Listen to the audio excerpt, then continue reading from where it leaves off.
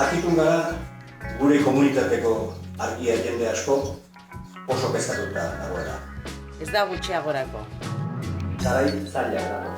Mezuarekin baina, gu ez gatoz ezer eskatzera, eskaintzera baizik.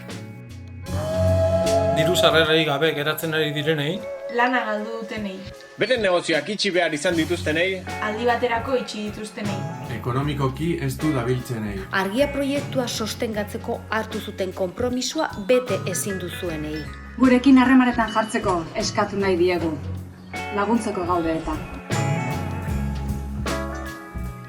Gurean, komunitateko jende batzuek batez bestekoak baino diru gehiago jartzen dute.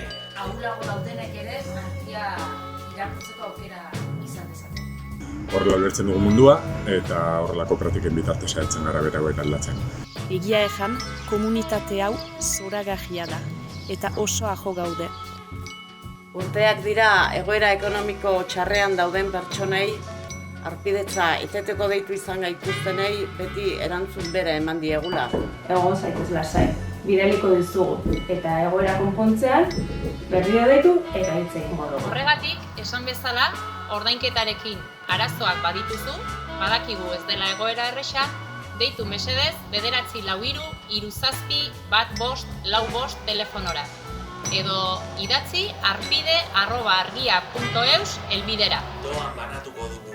Arrazoi ekonomikoengatik ez da inor geratuko argiari gabe. Eta taberna eta jatetxei berdinen nahi badezue bidalketak etxera egingo dizkizuegu edo nahiago baduzue bidalketak eta ordainketak eten egingo dizkizuegu ateak berriz zabaltzeko aukera izan arte zuek.